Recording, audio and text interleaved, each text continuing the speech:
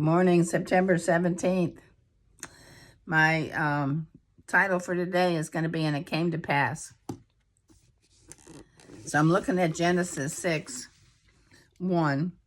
It says, "Now it came to pass when men began to multiply on the face of the earth, and daughters were born to them, that the sons of God saw the daughters of men, that they were beautiful, and they took wives for themselves of all whom they chose."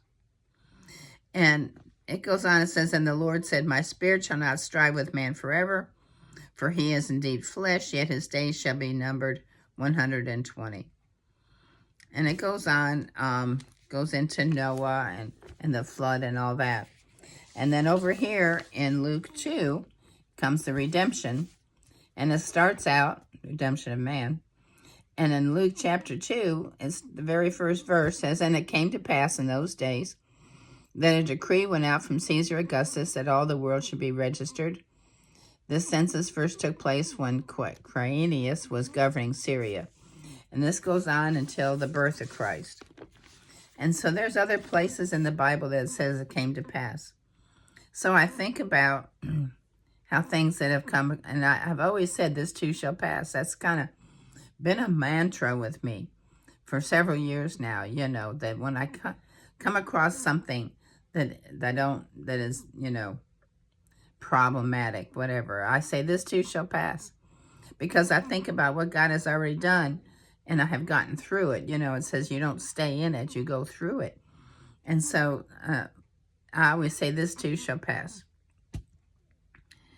And so even in the book of Job, going back to Job again, chapter 1, verse 6, "There was a day when the sons of God came to present themselves before the Lord, and Satan also came among them." Well, we know the story of Job, how he was the richest man ever, at the time, and he lost everything. He lost all his cattle, his animals, he lost his children, he lost everything, except he didn't lose his wife.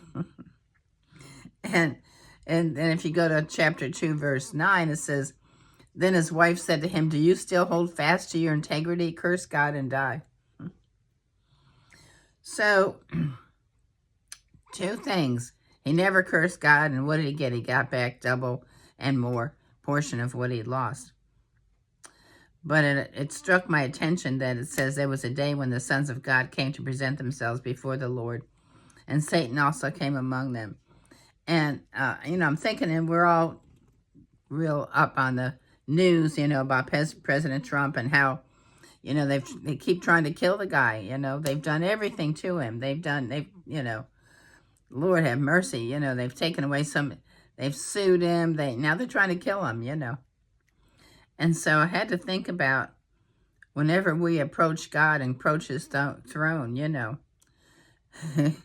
who shows up at the same time on the opposite side, who's there just trying to, and it says that Satan is always there trying to tell on us, and accuse us. He's the accuser of the brethren, And so, but if you read Job, he went through it. He got through it. And even though we know the end of the story in the Revelation, that we win, right? Because it came to pass. So I say in so many things, like on my tombstone, I may want to say that it says Barbara came to pass. Because we're just passing through, we're really just passing through. And I don't know what made me start thinking about this, but, when I was newborn, my parents said that I refused to eat. I wouldn't eat. I wouldn't, nothing. And I was like starving, and they didn't know what to do. And they tested me, and there was nothing wrong or nothing, and oddly enough, my dad decided that this baby just wanted to die. And so he put me in my crib in my room and closed the door and told my mom, the baby wants to die. We're going to let her do what she wants to do.